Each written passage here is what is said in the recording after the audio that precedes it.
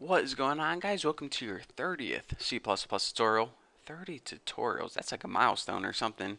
And in this tutorial, I'm going to be talking to you guys about function overloading, what it is, why it's useful, and when you would use it.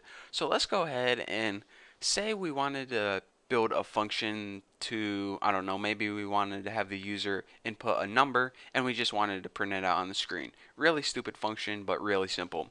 So let's go ahead and make two variables. We'll make an integer variable a, and we'll set this equal to, 54.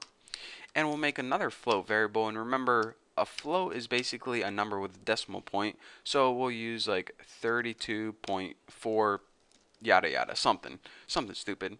So now we have two different types of numbers, an integer and a float. Well, we have a function that we are going to build called print number.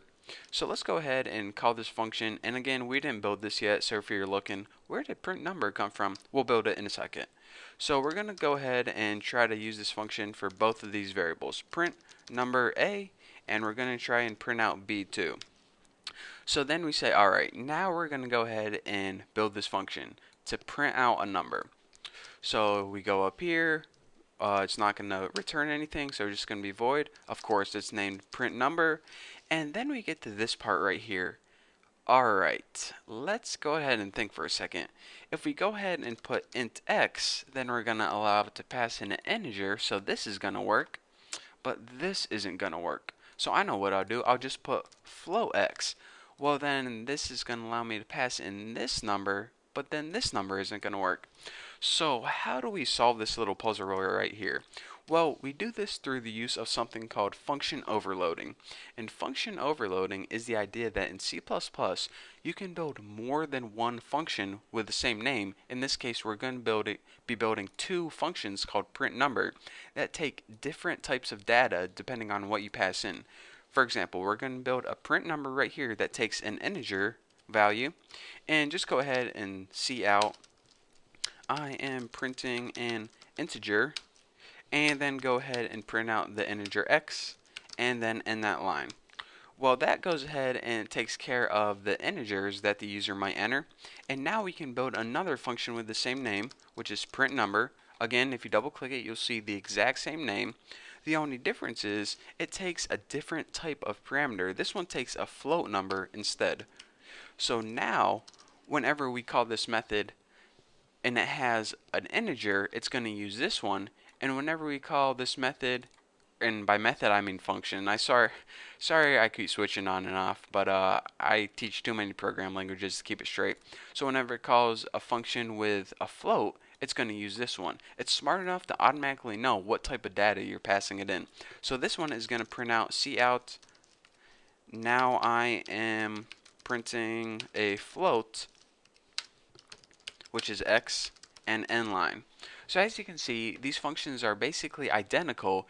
It just runs pretty much whatever type of data you pass in. It looks for whatever function is appropriate for that type of data, and it uses that function. So let's go ahead and build and run this and check out what we get.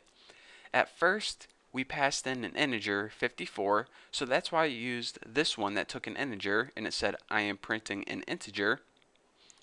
And after that, we passed in the same function, a float, which was 32.4, so that's why it chose this one. Now I am printing a float, 32.4. So as you can see, function overloading solves the problem of having one function. So check this out. Instead of trying to explain to our boss that they need to use a bunch of different functions depending on what type of data, we can make them happy and say, alright, anytime you want to use a function, just go ahead and use this print number function and put in any number you want.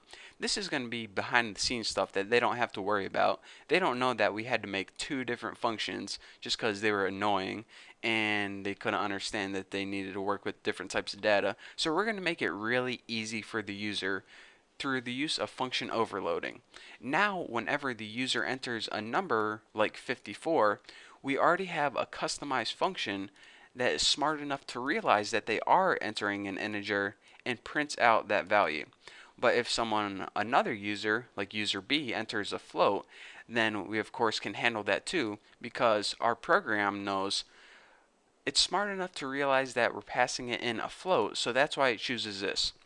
So basically, whenever you use a function, your computer program is going to do this. It's going to look for a function with that name, a print number. If it has more than one choice, then it looks what type of data are you passing it in. Well, if I pass it in a float, it's going to look at this one. Does this print number take a float? Nope, it takes an integer. Does this print number take a float? Yes, it does. So I'm going to use this one right here. So that's why whenever you create a function, you need to write the name and also the type of data that you're passing in. So then whenever the user tries to use it, it knows what function to use. So that is basically all function overloading is. It's basically making programs that are really simple for the user, even though they might take us a little bit of extra coding. Hey, when we want to build software and we want to sell it for $1 million, we're going to want to make sure that it's easiest for the user to use as possible. Because, I mean, when we become a millionaire, this extra function is not going to be a real big problem for us. So that is how you make $1 million, and also that is the basics of function overloading. Basically, many functions with the same name, just different data types. So thank you guys for watching. Don't forget to subscribe, and I don't know what I'm going to be teaching in the next tutorial, but I got a feeling you guys definitely want to check it out. So again, thank you. Don't forget to sub, and I'll see you in the next video.